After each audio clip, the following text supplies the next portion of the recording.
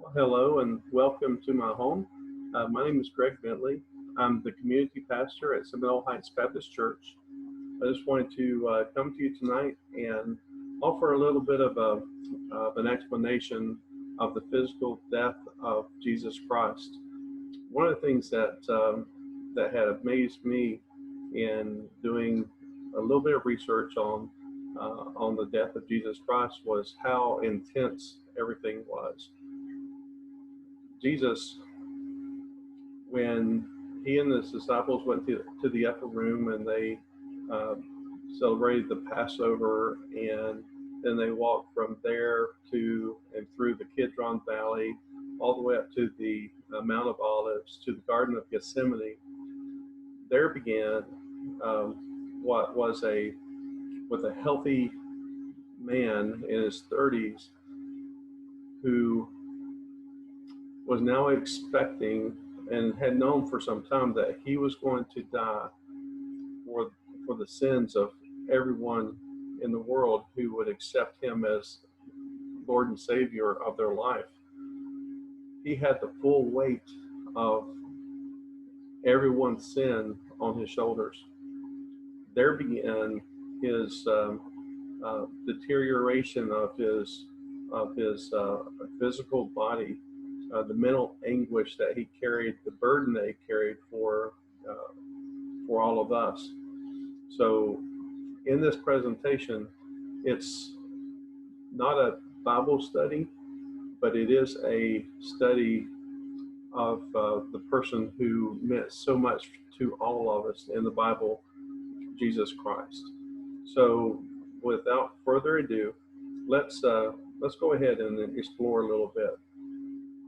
Well, Jesus, like I said, he was in the upper room, went to the Garden of Gethsemane to pray, and there he started with mental anguish, of just the acceptance of this death that he was going to be taking part of. Crucifixion. The crucifixion was the most, if you can put it this way, it was the most excruciating thing to happen to a person's body.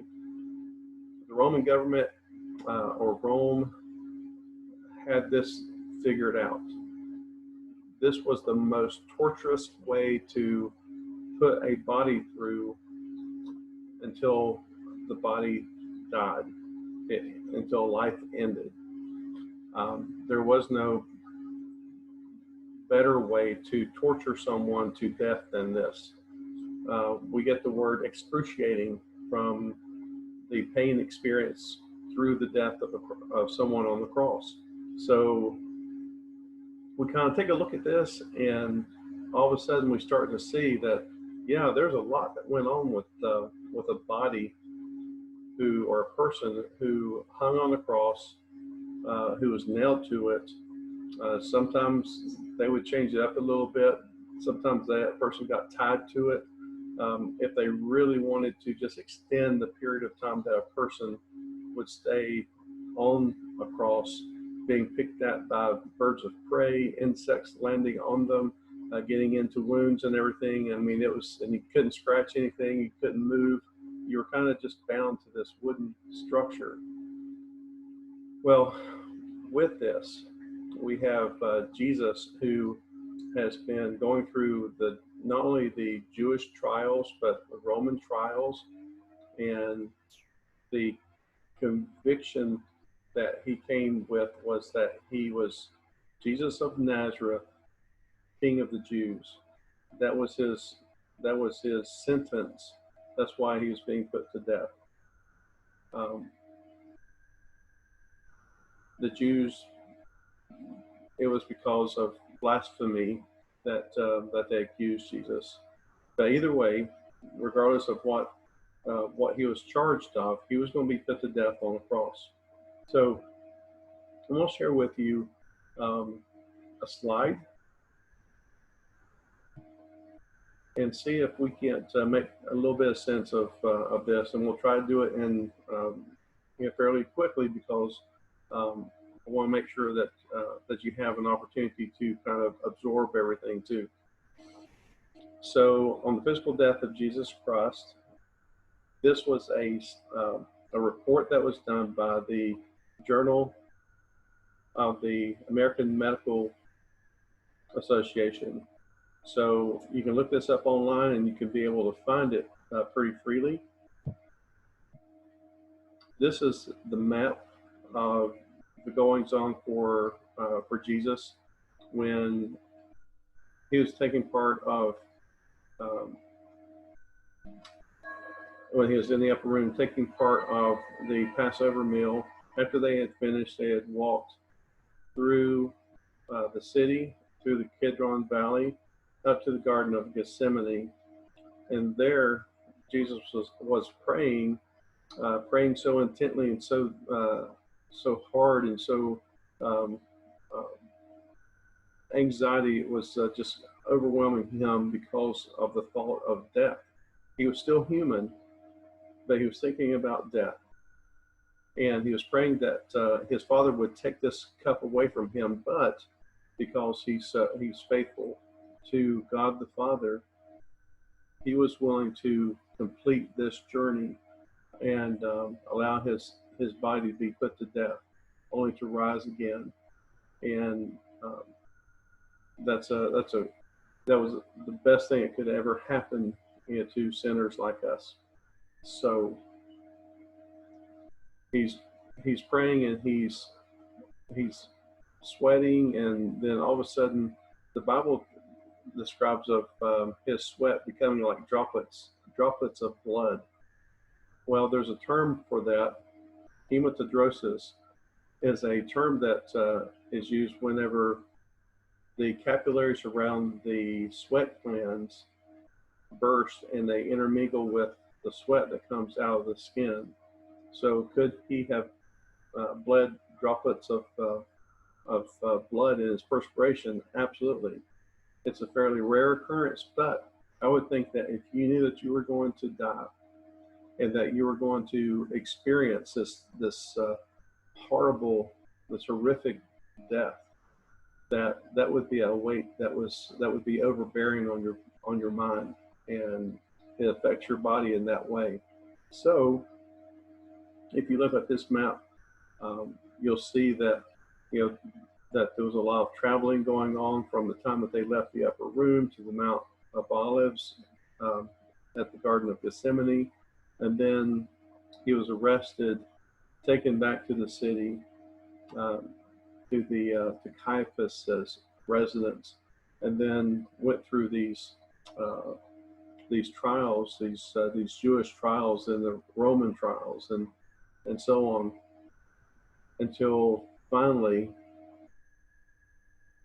on Good Friday he was put to death. So this is where we go from here. We go from this point, from all this time when Jesus was from the time that he was at the upper room. He had not eaten, he had not drank, and he was tired. He had not slept at all. So take a look at this next picture. Whenever they found him, whenever they were trying to find guilt in him, they had beat Jesus. They scourged him with a short whip called a flagrum.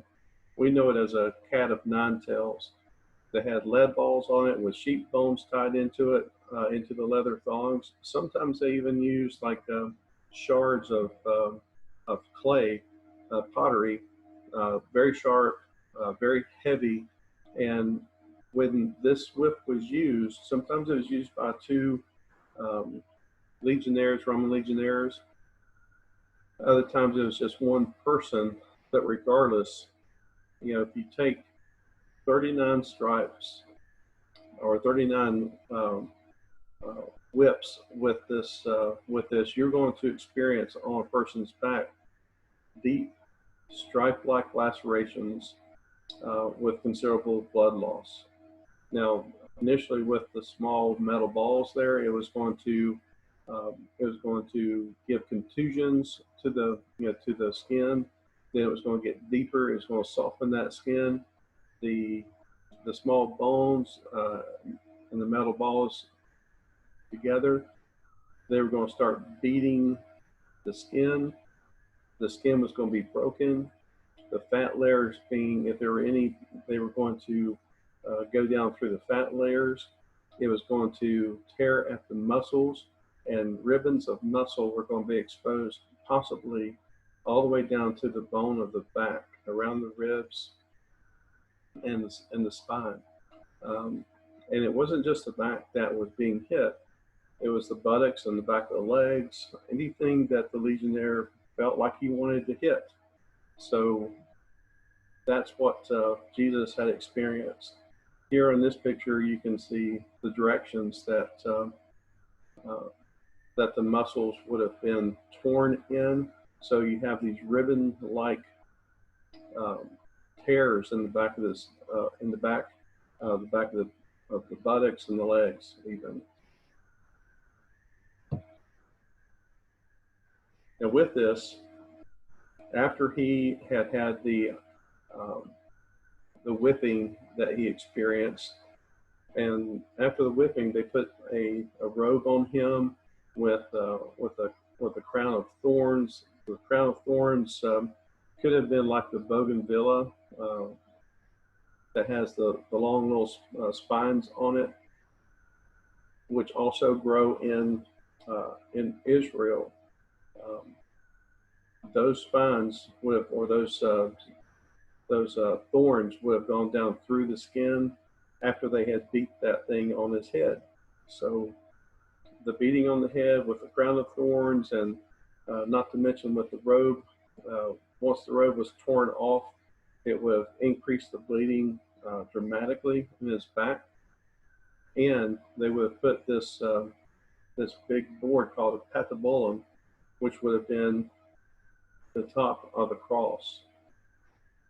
Traditionally, we kind of think of the cross being the cross which is to the far right on this picture, the Latin cross. We kind of see that as being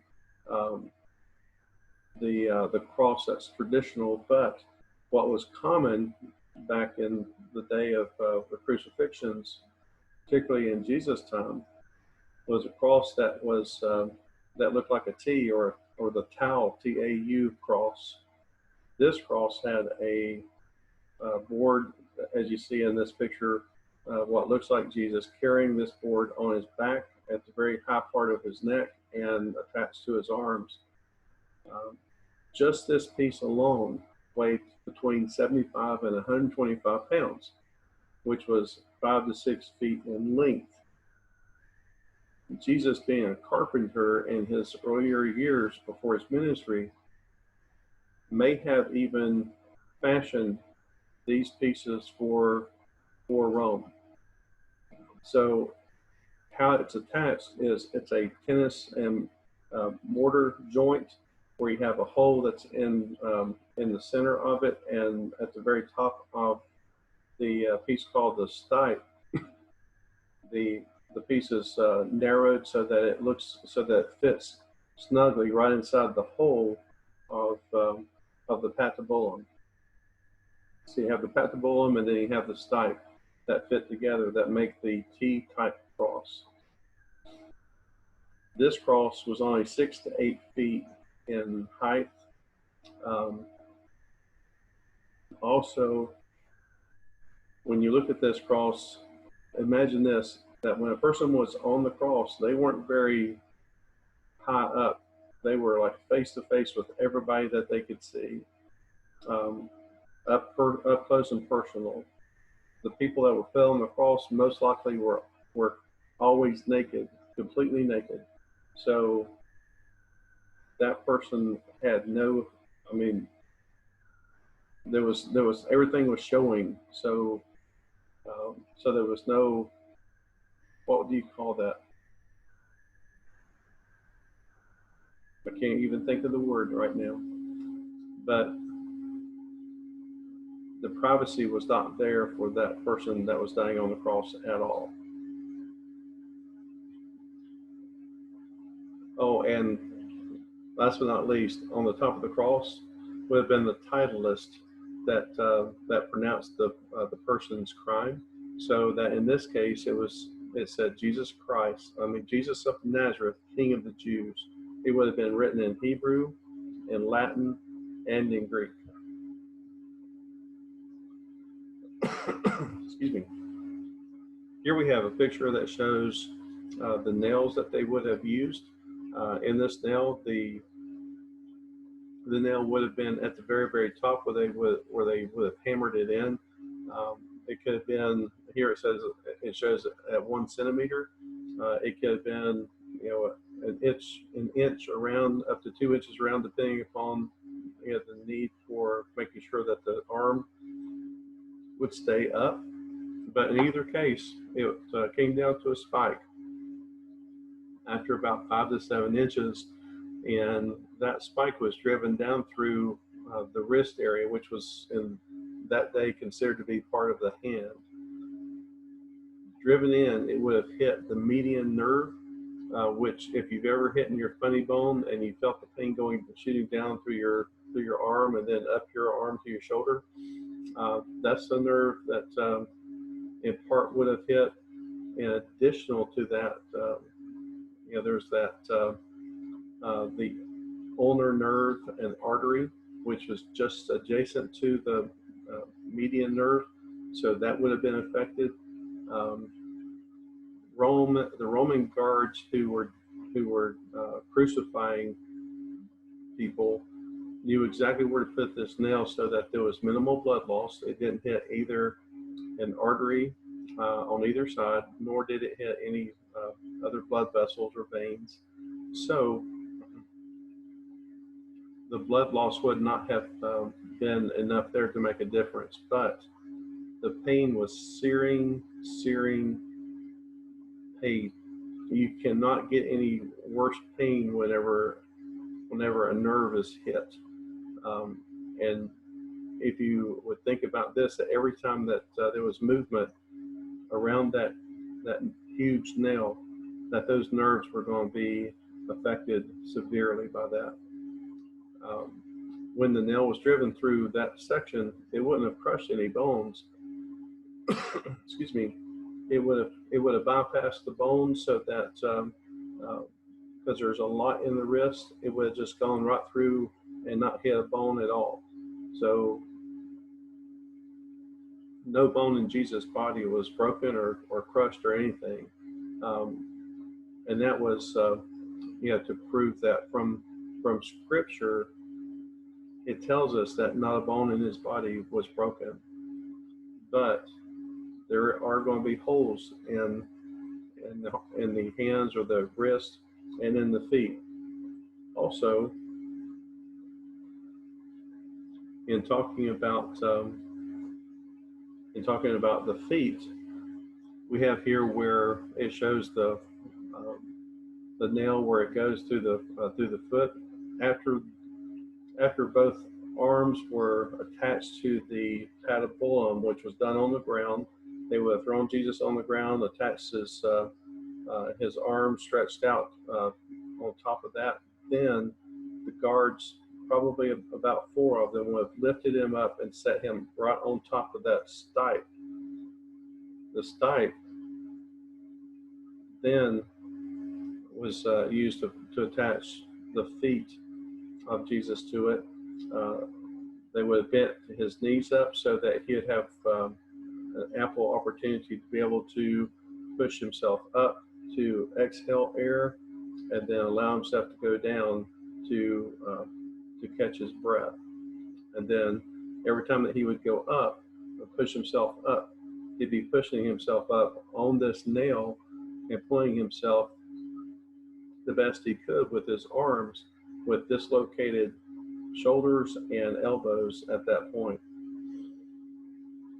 In this view, the nail was at the top of the foot, right where most of the large ligaments that go across the top of the foot were, so that the nail, it would catch on those ligaments. Excuse me. And also it would support all the weight of Jesus' body. If you look at the nail placement was between the second and third metatarsals of the foot. So at that point, it would not have broken a bone. It would not have hit any large vessels.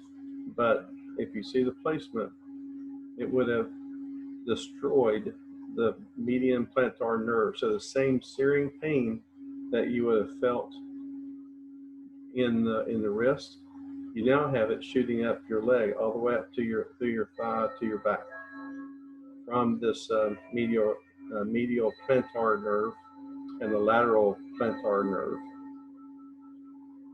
and also the deep coronal nerve as well, right near the first metatarsal.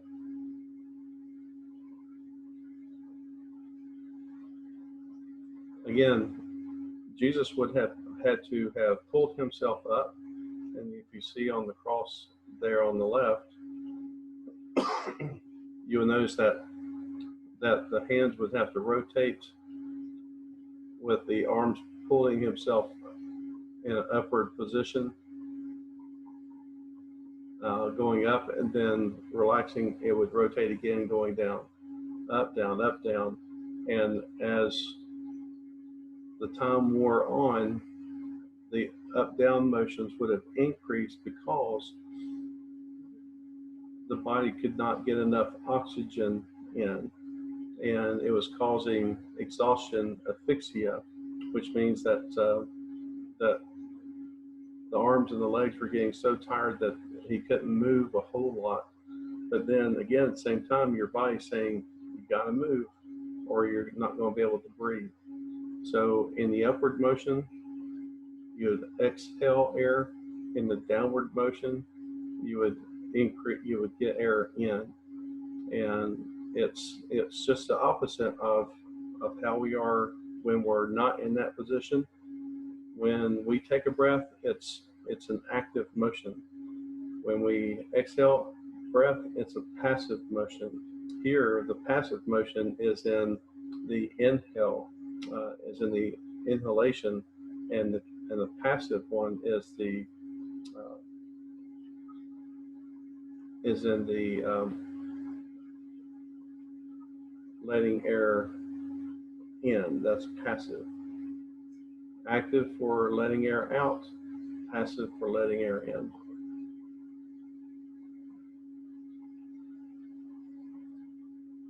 In this slide here, it tells a little bit about the different types and variations of crosses that are used in crucifixion. As you can see, that they have used everything from just a tree to an upright post to stick in someone, and then place in the ground to keep that person just hanging in the air while they're impaled. Then you have the types that have the stipes and patibulum. Most likely the T-shaped tall cross, TAU cross, is the one that most frequently that was used. However, it doesn't eliminate the fact that it could have been a Latin type cross, either one that was fairly tall or one that was short. Also, there's the X shape where it's just like a big X, and the person was attached with their legs going to either side of the X and the arms going to the either side of the X there too.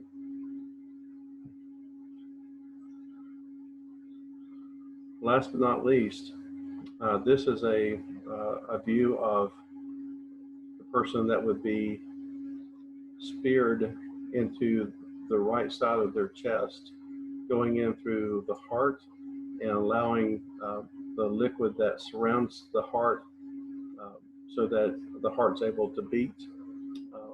That fluid would have come out clear, along with blood that was in the heart, some of that was in the right lung, and some from the inside of the chest cavity.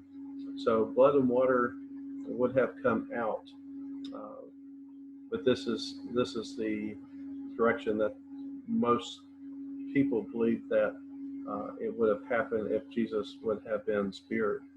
His heart would have been very enlarged because of the lack of circulation around the heart, the collection of fluids that would have been around the heart as well. Usually the size of the heart is about the size of a person's fist. Um, that could have grown in size, or at least between there and the pericardial sac that the heart sits inside of. Fluid would have collected in there to make it a lot bigger. And when it's pierced with the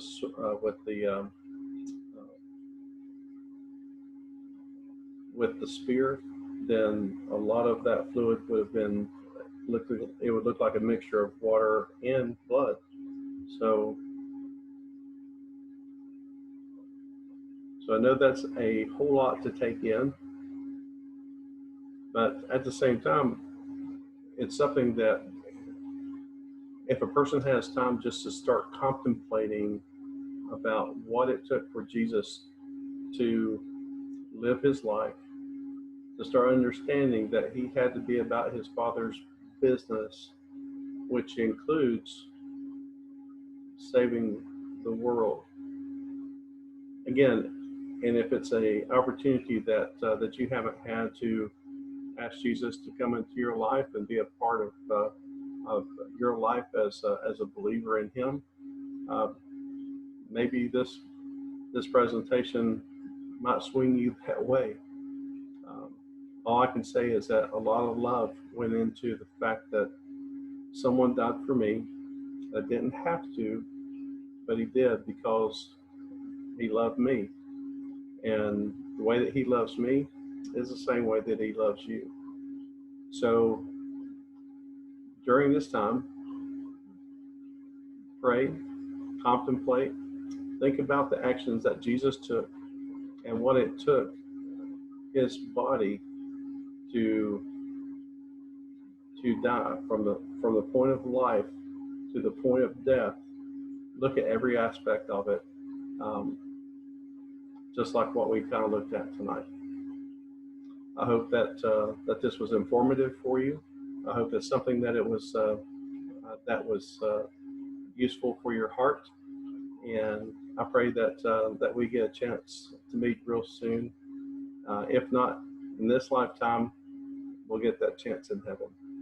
You have a blessed day and a blessed night, and God bless you.